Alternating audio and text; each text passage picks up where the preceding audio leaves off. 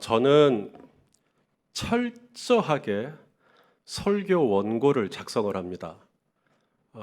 새벽에 말씀을 전할 때도 저는 원고를 일일이 써서 말씀을 전합니다. 저는 단 한 번도 메모 설교를 한 적이 없습니다.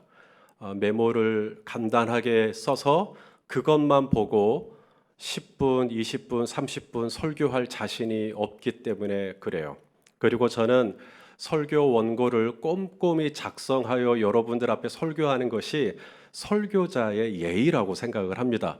그래서 저는 설교 원고를 작성을 해요. 전에는 설교 원고를 이제 프린트를 하죠. 프린트를 해서 이제 그것을 가지고 와서 이제 설교를 하는 건데, 그러다 보니까 몇 번 실수를 한 적이 있었습니다. 설교를 다 끝내고 나면 이제 이 성경책에다가 원고를 꼽는 버릇이 있죠. 그래서 그날도 당연히 제가 준비할 설교가 여기에 있는 줄 알고 꺼내서 설교를 하려고 했는데 이게 지난주 수요일 설교 원고인 거예요. 주일 설교를 안 가져온 겁니다. 뿐만 아니라 원고를 넘길 때 1페이지, 2페이지 넘기다 보니까 어느 날은 2장씩 넘겨서 1페이지에 갑자기 5페이지가 됐어요. 그래서 또 멘붕이 온 적도 있고요. 그래서 이러한 저러한 실수를 만회하기 위해서 준비한 게 패드입니다. 나 얼리 어댑터예요 하고 자랑하려고 패드로 설교를 하는 게 아니라 이것이 그러한 저의 또 원고를 가지고 종이를 가지고 원고를 준비한 저의 실수를 줄여줄 수 있는 최소한의 장치라고 생각하고 패드로 했는데 패드에도 맹점이 있습니다. 전원이 나가버렸습니다. 요 얘기 하려고. 그래서 오늘 2부는 제가 원고 없이 설교를 하게 생겼네요. 어쩌면 굉장히 빨리 끝날지도 모르겠습니다. 오늘 설교가 빨리 끝난다면 그것도 주의 은혜인 줄로 믿습니다. 너무 좋아하시는데요. 오늘 제가 분명히 충전 다 해놨는데 신속하게 배터리가 나가버렸어요.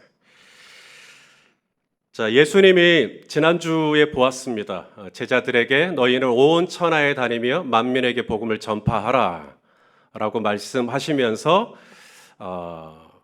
예루살렘을 떠나지 말고 아버지께서 약속하신 것을 기다려라. 약속하신 게 뭐죠? 성령이었습니다. 너희가 먼저 성령을 받고 그래서 온 천하에 다니며 만민에게 복음을 전파하라. 오늘 본문 말씀도 그 말씀이시죠? 자, 우리 사도행전 1장 8절 너무나 유명한 본문이죠. 읽어보겠습니다. 시작. 오직 성령이 너희에게 임하시면 예루살렘과 온 유대와 사마리아와 땅 끝까지 이르러 내 증인이 되리라 하시니라. 지금 예수님이 바라보고 있는 시선이 있죠. 예수님이 지금 어디를 바라보고 있죠? 예루살렘을 보고 있나요? 예루살렘 보고 있어요. 그런데 예루살렘만 보고 있지 않죠. 예루살렘을 넘어 어디로? 유대로. 또 거기서 넘어서 사마리아로. 사마리아를 넘어서 땅끝까지 예수님의 시선이 향해 있습니다. 예수님이 보는 것을 나도 보고, 예수님이 마음이 있는 곳에 나의 마음도 있고, 예수님의 발길이 머무르는 곳에 나의 발길도 머무르기를 원하십니까? 그런데 제자들이 문제죠. 제자들은 예수님은 이처럼 온 천하에 다니며 너희는 모든 민족을 제자로 삼으며 너희는 땅끝까지 가서 내 증인이 되어라 라고 하시는 예수님의 마음과 달리 제자들의 시선은 어디에 꽂혀 있냐면 이 땅의 것에, 현재에 꽂혀 있는 거죠. 그래서 오늘 본문이 시작되는 6절을 보시면 제자들이 이렇게 질문합니다. 우리 6절 말씀을 같이 읽겠습니다. 시작. 그들이 모였을 때 예수께 여쭈어 이르되 주께서 이스라엘 나라를 회복하심이 이때니까. 그러니까 지금 제자들은 예수님이 이제 승천하셔요. 이제 마지막이에요. 그런데 지금 제자들의 관심은 지금 어디에 있죠? 어디가 회복되기를 원하는 거예요? 이 이스라엘 나라가 회복되는 것에 대해서, 이 땅이 회복되는 것에 대해서 관심이 있는 것이죠. 거기에 제자들의 시선이 딱 머물러 있는 거예요. 이스라엘 나라 회복을 이때 언제 하시겠습니까? 그러고 보면 제자들은 예수님을 따르는 제자가 된 이후, 예수님이 산으로 가면 산으로 가고, 예수님이 들로 가면 들로 가고, 예수님이 바다로 가면 바다로 가고, 그렇게 예수님을 따라다녔던 이유, 그것이 바로 예수님의 비전과 예수님이 꿈꾸시는 소망을 향하여서 바라본 게 아니라 제자들은 지극히 지엽적이고 그리고 본인의 회복, 본인의 나라의 회복에 굉장히 매여 있었다라는 것을 알 수가 있어요. 한 번은 제자들 중에 야고보와 요한이 있죠. 야고보와 요한의 어머니가 예수님을 찾아와요. 그리고 예수님께 1대1 단독 면담을 요청을 합니다. 그래서 예수님께 은밀하게 이야기하는 게 뭐였냐면 요 내용이었습니다. 우리 마태복음 20장 21절 말씀입니다. 읽어보시죠. 시작. 예수께서 이르시되 자, 여인에게 묻습니다. 무엇을 원하느냐? 그러니까 이제 여인이 말하는 거죠. 이르되 나의 이 두 아들을 주의 나라에서 하나는 주의 우편에 하나는 주의 좌편에 앉게 명하소서. 주의 나라에서요. 여기서 주의 나라가 어디죠? 천국이요? 그럴 줄 알았습니다. 아닙니다. 여기서 말하는 주의 나라는요, 이제 주님이 지금 이스라엘이 로마의 압제를 받고 있잖아요. 로마가 이스라엘을 지배하고 있었잖아요. 이제 예수님이 메시아잖아. 메시아는 왕이란 얘기입니다. 이제 예수님이 메시아로서 왕으로서 이 땅에 우리 민중을 지금 억압하고 있는 이 로마의 세력을 다 몰아내고 이제 다윗의 자손으로 메시아로 오셨으니까 새로운 정부를, 새로운 정권을 이제 창출하실 것인데 그때가 되면 그게 주의 나라예요. 그렇게 이 땅에 있는 로마를 다 몰아내고 새로운 정부를 탄생하시게 하는 그날 저희 야고보와 요한을 우의정, 좌의정 한 자리씩 좀 부탁드린다라고 하는 청탁을 한 겁니다. 이게 이들의 관심이에요. 이 땅에서 내가 어떤 자리에 내가 앉을 거냐. 내가 예수님을 믿고 따르기는 하는데 내가 우의정 할 거냐, 좌의정 할 거냐, 어느 지위에 있을 거냐, 어느 급에 있을 거냐, 막 이런 데 관심이 있는 거예요.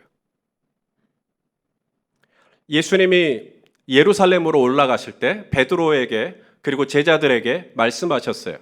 내가 이번에 예루살렘에 올라가게 되면 대제사장들과 장로들에게 고난을 받고 나는 죽임을 당하게 될 거다. 그러니까 이제 베드로가 말린 겁니다. 베드로가 예수님을 붙들고 항변을 했다. 우리 말씀을 읽어보죠. 마태복음 16장 22절 말씀 읽어보겠습니다. 베드로가 예수를 붙들고 뭐예요? 항변은 꾸짖었다는 이야기입니다. 예수님께 화를 냈다는 이야기예요. 항변하여 이르되 뭐라 그래요? 주여 그리 마옵소서. 이 일이 결코 죽게 미치지 아니하리이다. 누가 보면 되게 충성심 강한 사람 같아요. 왜냐하면 예수님이 이제 고난을 받겠다고 하니까 이 베드로가 무슨 얘기를 하는 거냐면 주여 절대 그런 일이 일어나지 않을 겁니다. 제가 예수님을 보호할 겁니다. 제가 예수님이 그렇게 허무하게 죽도록 제가 내버려 두겠습니까? 저 절대 그런 일 없을 테니까 그리하지 마십시오. 걱정하지 마십시오. 이 얘기예요 지금.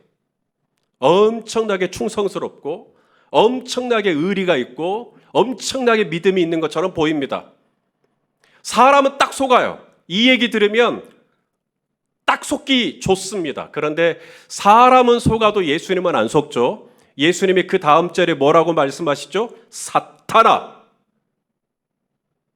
사탄아, 내 뒤로 물러가라. 갑자기 베드로한테 너는 하나님의 일을 생각하지 아니하고 뭘 생각해요? 사람의 일을 생각하는구나.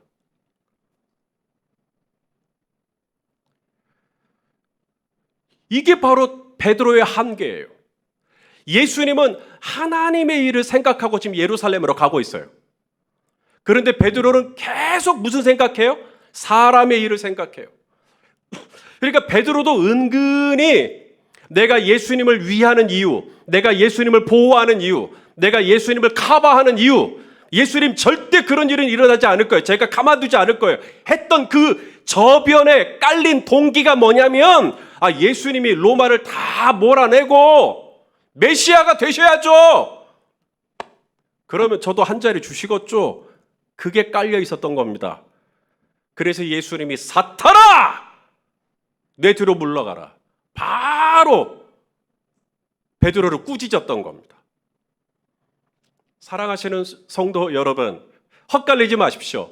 마귀가 사탄이요, 우리에게 사탄의 일을 생각하게 하지 않아요. 사람의 일을 생각하게 하지. 하나님의 일의 반대말은 마귀의 일이 아닙니다. 하나님의 일의 반대말은 사람의 일이에요. 그래서 우리가 속습니다. 왜냐하면 우리가 사람의 일을 생각하거든요, 자꾸만. 사람이라면 누구나 생각할 수 있는 범주의 일들을 생각합니다. 이 일들은 사람의 생각이고 사람의 일이고, 그러니까 절대로 이 일은 마귀가 내게 준 생각이 아니라고 생각하는 것이죠. 마귀가 바로 그 생각을 주는 거예요. 하나님의 일을 생각하지 않도록, 우리로 하여금 하나님의 나라와 의를 구하지 않도록 할 수 있는 방법은 이스라엘 나라의 회복에 꽂히게 만드는 겁니다. 하나님 나라의 회복이 아니에요. 예루살렘과 온 유대와 사마리아와 땅끝까지 가서 너희는 온 천하에 다니며 만민에게 복음을 전파해라. 그래서 시편에 이런 비전의 말씀이 나와요.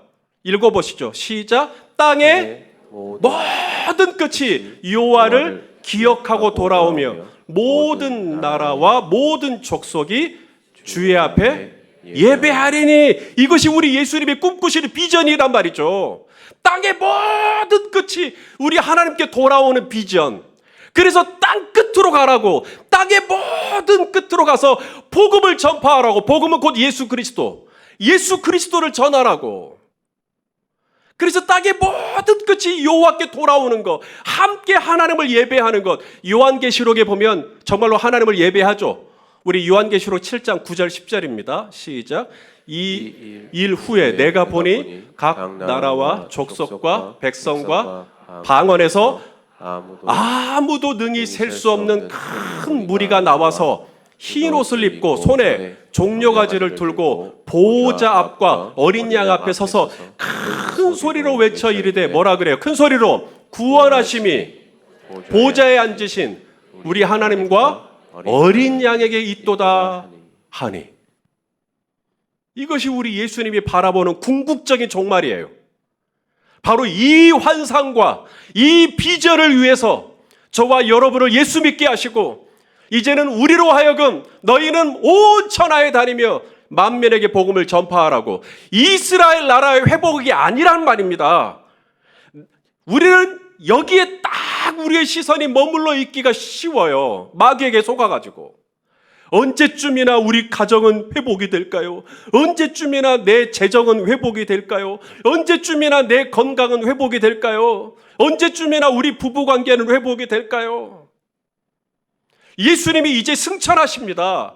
하늘로 올려주셔요. 이제 더 이상 예수님을 만날 기회가 없어요. 이 마지막 순간까지도 아직도 예수님의 가랑이를 붙들고 꽂혀있는 시선은 이 땅이었어요. 언제쯤 이 나라가 회복이 될 거냐. 예수님은 땅의 끝이 다 주님께 돌아오는, 여기에 예수님의 시선이 있는데, 지금 땅끝이 문제가, 사마리아가 문제가 아니에요. 유대가 문제가 아니에요. 지금 이스라엘 나라가 언제 회복이 되느냐. 언제쯤 내 사업이 좀 회복이 될까? 언제쯤 내 자녀가 좀 회복이 좀 될까? 여기에다가 온통 나의 시선이 꽂혀 있는 겁니다. 이걸 가리켜 사자성어로 동상이몽이라고 합니다. 예수님이 바라보는 곳과 내가 바라보는 게 달라요. 예수님이 꿈꾸시는 비전과 나의 꿈꾸는 비전이 달라요. 하나님의 꿈이 나의 비전이 되고, 예수님의 성품이 나의 인격이 되고, 성령님의 권능이 나의 능력이 되어야 하는데 하나님의 꿈과 나의 비전이 다르고 예수님의 성품이 있지만 나는 내 성격대로 살고 성령님의 권능이 있지만 나는 성령님의 능력이 아니라 금과 은의 능력이 되는 거죠. 학벌이 출신이 이렇게 살아가는 겁니다. 동상이몽이죠. 사랑하시는 성도 여러분, 하나님은 우리 성도님들을 사랑하시고 그래서 우리 성도님들에게 또 새로운 은혜를 부어주시기를 원하셔요. 하나님께서 정말 제가 간절히 원하는 것은 우리 성도님들 중에 지금 사업적으로 굉장히 힘들어하시는 분들이 많은데 하나님께서 새로운 기회를 주시고 그래서 우리 성도님들의 이 기울어진 이 사업이 다시 회복되는 은혜가 있기를 간절히 소망합니다. 우리 성도님들 중에 지금 몸이 아프신 분들이 많은데 하나님께서 이 몸의 이 건강을 다시 한번 회복시켜 주시기를 소망해요. 우리 성도님들 중에 지금 자녀 문제 때문에 지금 끙끙 앓고 계시는 분들이 굉장히 많은데 정말 그 자녀가 다시 돌아오고 자녀가 회복되는 은혜가 있기를 원해요. 다만 여러분의 사업장이 조금이라도 다시 바르게 서는 것 같거든. 중심을 잡고 다시 하고 조금 일어서는 것 같거든. 여러분의 건강이 점점 나아지는 것 같거든. 기억하십시오. 하나님이 우리에게 조금이라도 더 건강을 주시고 조금이라도 남들보다 공부를 더 잘하게 하시고 조금이라도 더 남들보다 뛰어난 재능을 주시고 조금이라도 더 나은 사업의 형편을 주셨다면 그것은 고작 이스라엘 나라 회복을 위하여 주신 게 아니라는 겁니다. 나 한 몸 잘 먹고 잘 살라고 주신 게 아니라는 겁니다. 하나님께서 저와 여러분에게 은혜로 주신, 은사로 주신 모든 것은 예루살렘과 온 유대와 사마리아와 땅의 모든 끝이 여호와를 기억하고 돌아오는 일에 쓰시고자 하나님께서 우리에게 은혜로 주신 것을 잊으시지 않기를 주님의 이름으로 간절히 소망합니다. 예수님은 이제 모든 말씀을 마치셨어요. 그리고 이제 하늘로 올려지셨습니다. 자, 하늘로 올려질 때 여러분 어떻게 하시겠어요? 당연히 어떻게 올라가시나 끝까지 보지 않겠어요? 제자들도 마찬가지입니다. 이제 봅니다. 예수님이 이제 올라가시니까 봐요. 눈이 부시겠죠. 찡그리겠죠. 인상을 쓰겠죠. 그런다고 안 봐요? 아니요. 끝까지 볼 겁니다. 그렇게 온 마음을 다해 예수님이 어떻게 하늘로 올려지시는지 보고 있는 그때 천사들이 제자들에게 뭐라 해요?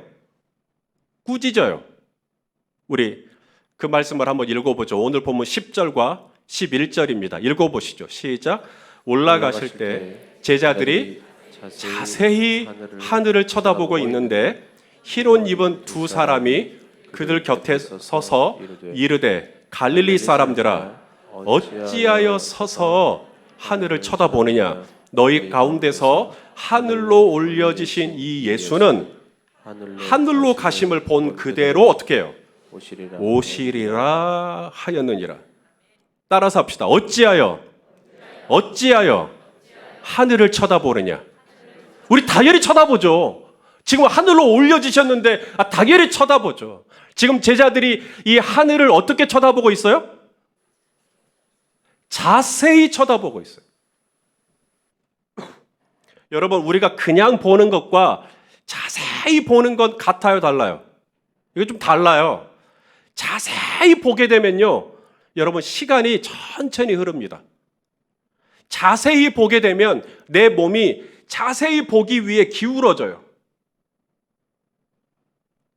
몸만 기울어요? 아니에요. 내가 가지고 있는 물질도 자세히 보기 원하는 쪽으로 내 물질이 기울어요. 자세히 보기 원하는 쪽으로 시간이 기울어요. 내가 야구를 보고 싶어요. 그러면 자세히 보기 위해서 그쪽으로 물질을 써요. 그쪽으로 시간을 써요. 그쪽으로 몸이 자동적으로 기울어집니다. 바쁘다고요? 아닙니다. 자세히 보려고 하면 그쪽으로 온 신경이 그쪽으로 다 쓰이는 거예요. 거기에 푹 빠져 있는 거예요. 그때 하늘에서 천사들이 제자들 뒤통수를 딱 막 치는 거예요. 그러면서 하는 말이 어찌하여 하늘을 쳐다보느냐. 무슨 말이에요? 하늘 쳐다보지 말라는 거예요? 예, 하늘 쳐다보지 말라는 건데 정확히 말하면 이겁니다. 하늘만 쳐다보지 말라는 거예요. 그럼 어떻게 해야 돼요? 너희 가운데 올려주신 이 예수님은 너희가 본 그대로 어떻게 한다 그래요? 다시 오신다고. 이 말이 무슨 말이죠? 너희가 하늘로 올려주신 예수만 보지 말고 그분이 다시 오시는 내 땅, 내 상황, 내 현실, 내 삶의 자리 돌아가라. 그래서 제자들을 천사들이 뭐라고 불러요? 갈릴리 사람들아. 갈릴리 사람들아. 이 말이 무슨 말이에요? 제자들의 정체성, 제자들의 아이덴티티, 제자들이 당연히 있어야 할 곳. 우리가 마땅히 하늘을 쳐다봐야 되지만 하늘만 쳐다보지 말고 어찌하여 서서 하늘만 쳐다보느냐. 너희가 하늘로 올려주신 이 예수님은 다시 오신다고 했으니까 다시 오시는 그 자리로 너희도 가라. 너희도 다시 갈릴리로 가라. 너희도 다시 학교로 가거라. 너희도 다시 직장으로 출근하거라. 너희도 다시 가정으로 들어가거라. 너희도 다시 사업장을 가거라. 그 말이에요, 지금. 그러니까 오늘 제자들은 두 번 혼나는 거예요. 예수님이 예루살렘과 유대와 사마리아를 넘어 땅 끝을 보고 있을 때 제자들은 뭐 보고 있어요? 이스라엘 나라만 보고 있는 거예요. 그러다가 한 번 혼나고 이제는 예수님이 하늘로 올려주시니까 하고 하늘만 쳐다보고 있다가 어찌하여 하늘만 쳐다보느냐고. 너희가 마땅히 돌아가야 할 너희의 삶의 현장 갈릴리로 돌아가라고. 그래서 혼나는 겁니다. 그러니까 어떻게 하라는 얘기예요? 양자의 균형을 갖춰야 된다는 이야기입니다. 이게 예수의 증인으로 살아가는 삶의 모습이에요.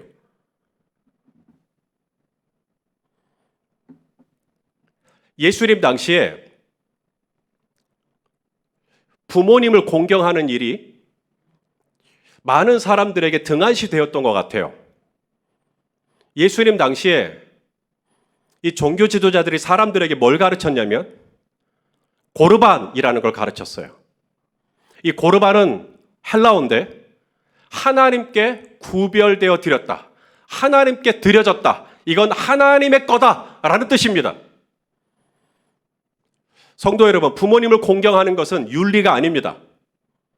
부모님을 공경하는 건 도덕이 아니에요. 그건 세상이 이야기하는 거고 부모를 공경하는 것은 법입니다. 율법이에요. 구약에 보면 부모님을 공경하지 않으면 돌에 맞아 죽습니다. 그래서 부모님을 공경하는 것, 그래서 마땅히 부모님을 공경해야 하는데 우리가 부모님을 공경하려고 할 때 입으로만, 말과 혀로만 부모님을 공경하면 안 되죠. 부모님을 공경한다고 할 때 이 공경 안에는 물질적인 후원도 있습니다. 그런데 종교 지도자들이 뭘 가르쳤다고요? 고르반. 이게 뭐냐면, 자, 내가 가지고 있는 밭에서 오늘 밀 추수가 잘 됐어요. 그러면 수익이 생겼겠죠. 그러면 그 중에 일부를 부모님을 공경을 해야 하잖아요. 근데 너무 많아서 아까운 생각이 드는 겁니다. 그러면 어떻게 하면 된다 하고요? 고르반. 부모님 죄송합니다. 이거 고르반이에요. 이거 하나님의 거예요. 그렇게 하면 죄 없음으로 넘어간다는 거예요. 그렇게 가르쳤다는 겁니다. 자, 제가 좀 화면을 좀 일찍 넘겼어요. 우리 마가복음 7장 11절 12절 말씀 우리 같이 한번 읽어보겠습니다. 쉬운 성경으로 번역했어요. 시작. 그러나 너희는 아버지나 어머니에게 드리려던 것이 고르반, 즉 하나님께 드리는 예물이 되었다고 하면 그만이라고 한다. 그래서 자기 아버지나 어머니에게 아무것도 드리지 못하게 한다.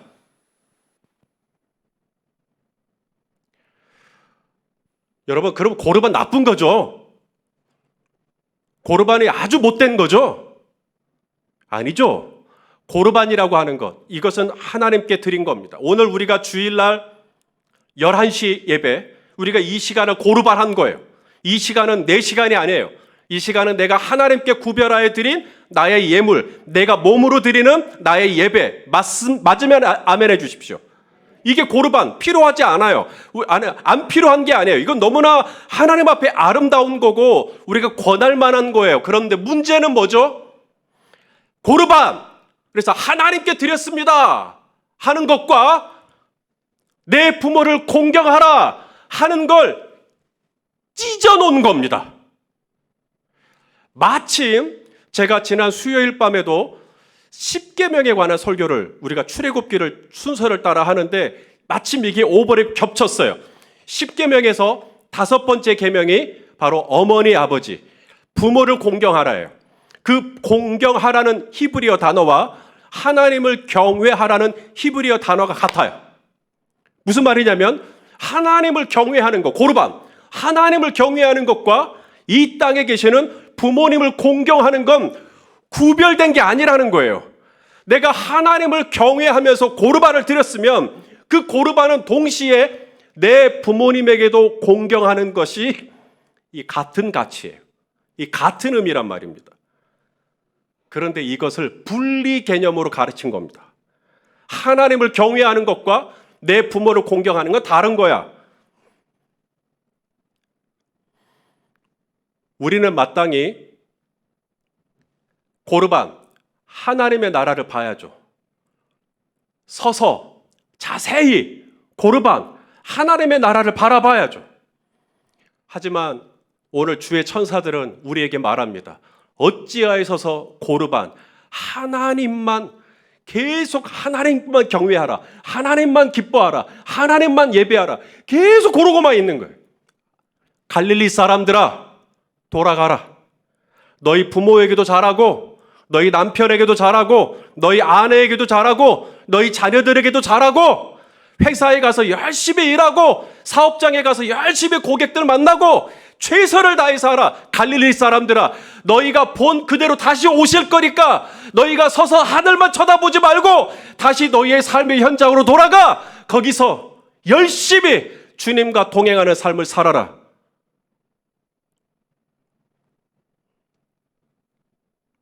그러므로 사랑하시는 성도 여러분, 우리가 어떻게 예루살렘과 유대와 사마리아와 땅끝까지 이르러 예수 그리스도의 증인이 될 수 있을까요? 예수 그리스도의 증인이 될 수 있는 방법 2가지입니다. 따라서 하실까요? 첫째, 먼저 그의 나라와 그의 의를 구하라. 이게 첫 번째입니다. 이스라엘 나라의 회복에만 꽂혀가지고 나의 입신양명에만 꽂혀가지고 하나님의 나라를 놓쳐버리는 일이 없도록 우리는 먼저 하나님의 나라와 하나님의 의를 구해야 해요. 그것이 지금 이렇게 예배드리는 현장이죠. 잘하셨어요. 하나님의 나라와 하나님의 의를 잘 구하셔서 지금 온라인으로 예배하시는 분들도 정말 잘하셨어요. 먼저 그의 나라와 그의 의를 구하라. 예수의 증인으로 살아가는 첫 번째 삶의 프린서플, 원리입니다. 자, 2번째, 그러면 하늘만 쳐다보고 고르반, 하나님만 바라보고 그렇게 살아야 됩니까? 아니요. 너희가 어찌하여서 하늘만 쳐다보느냐. 우리가 열심으로 마음을 다해 힘을 다해 성품을 다해 하나님을 예배했으면 이제 이 예배를 마치고 나면 우리는 다시 어디로 가야 돼요?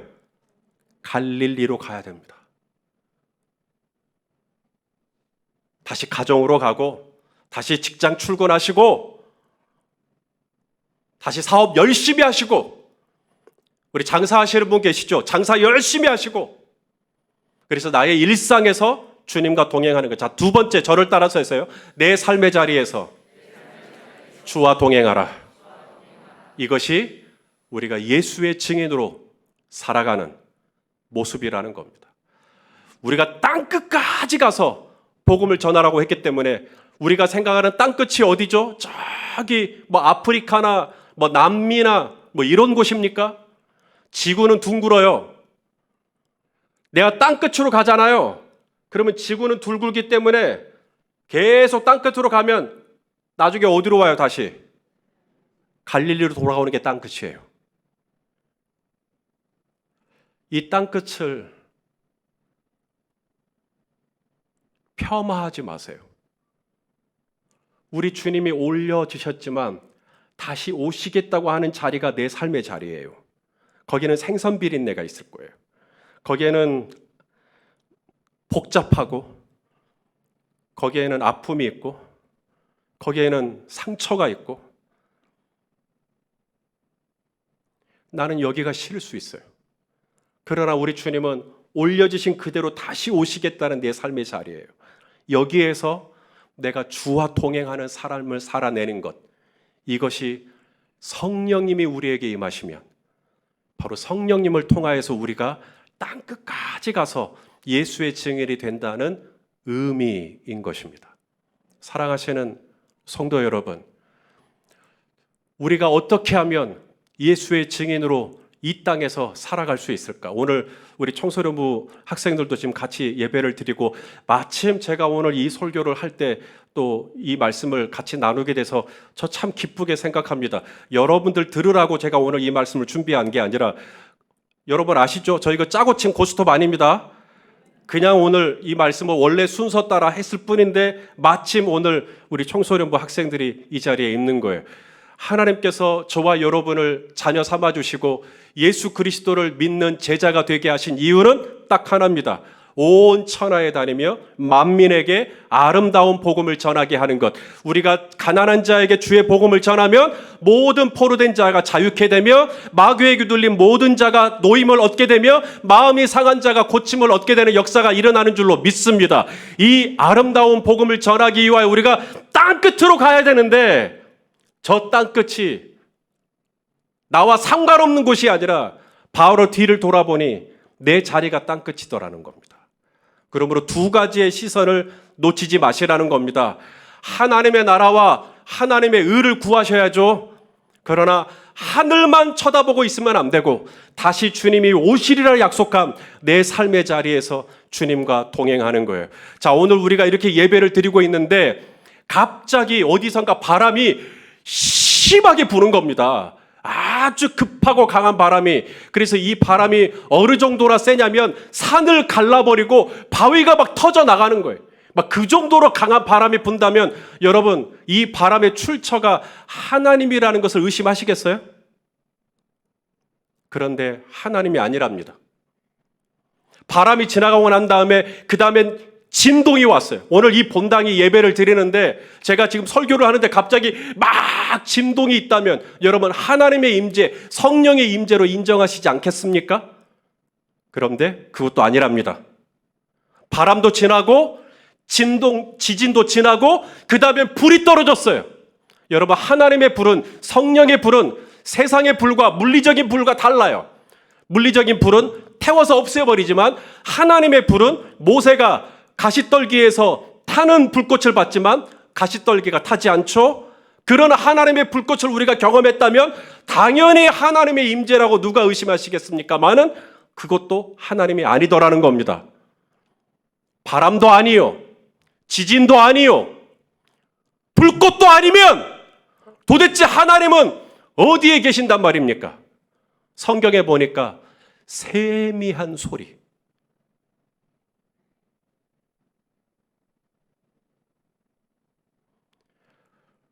세미한 소리 가운데 하나님이 계시대요. 세미한 소리 가운데 하나님이 계시는 것을 알려면 방법은 여러분 하나밖에 없는 것 아시죠? 볼륨을 최대한 줄이셔야 합니다. 그래야 세미한 소리가 들리죠. 내 마음속에 온갖 생각들, 언제쯤 이스라엘 나라가 회복될 것이냐, 복잡한 생각들, 이 소리를 좀 줄이세요. 내가 너무 일이 많다, 일을 좀 줄이세요. 사람들 만나고 여기저기 조금만 줄이세요. 왜냐하면 하나님을 만나려면 세미한 소리 가운데 하나님을 만나야 되는데 방법은 볼륨을 최대한 줄일 수 있는 대로 줄이는 것입니다. 주님이 저와 여러분의 일상에서, 우리의 갈릴리에서 주님은 저와 여러분과 함께 동행하기를 원하시는 것을 믿으시면 아멘해 주십시오. 그러려면 내가 이 생선 비린내가 나는 이 갈릴리에서, 정말 흠모할 만한 것이 하나도 없는 이 갈릴리에서 내가 주님과 동행하는 삶을 살려면 세미한 소리 가운데 나와 함께 하시는 주님의 음성을 들어야 되는데 어떻게 해야 돼요? 때때로 시시로 우리는 하나님의 나라를 바라봐야 돼요. 그래서 하나님 앞에 잠잠히 나아가야 돼요. 그리고 하나님의 말씀을 들어야 돼요. 그런데 또 거기만 있으면 안 돼요. 그렇게 해서 말씀을 듣고 은혜를 받고 성령의 권능을 받았으면 이제 다시 갈릴리로 돌아가셔야 됩니다. 그곳에서 커피를 타든 조리를 하든 복사를 하든 출장을 가든 whatever 하나님하고 동행하는 것입니다. 이것이 예수의 증인으로 살아가는 삶의 내용입니다. 우리 연립배달교회에 속한 우리 모든 성도님들이 그러한 예수의 증인이 되어서 갈릴리에서 주님과 동행하는 복된 믿음의 여정들이 되시기를 예수 그리스도의 이름으로 축원합니다. 설교 빨리 끝낸다 그랬는데 얼마나 기대했을 텐데. 기도하시겠습니다. 하나님 아버지, 은혜와 사랑을 진심으로 감사합니다. 너희는 모든 족속으로 제자를 삼아 아버지와 아들과 성령의 이름으로 세례를 주고 내가 너희에게 분부한 모든 것을 가르쳐 지키게 하라고, 그래서 우리에게 성령을 주시겠다고 약속하여 주셨는데 주님, 우리의 눈은 여전히 이 땅의 것에 매여서 이스라엘 나라가 언제 회복될 것인지에만 하나님 나의 관심이 기울어졌다면 이 시간 회개합니다. 우리를 용서하여 주시옵시고, 또한 우리가 눈을 들어 그저 하나님의 나라만 바라보고 하늘만 쳐다보고 있었다면 또한 이것도 회개합니다. 이제는 나의 삶의 자리로 돌아가 갈릴리에서 우리 주님의 세미한 음성을 들으며 하나님과 신실하게 동행하는 믿음의 제자들이 다 될 수 있도록 우리 연립배달교회에 속한 모든 권속들, 모든 가정 안에 은혜를 베풀어 주시옵소서. 예수님의 이름으로 기도하옵나이다. 아멘.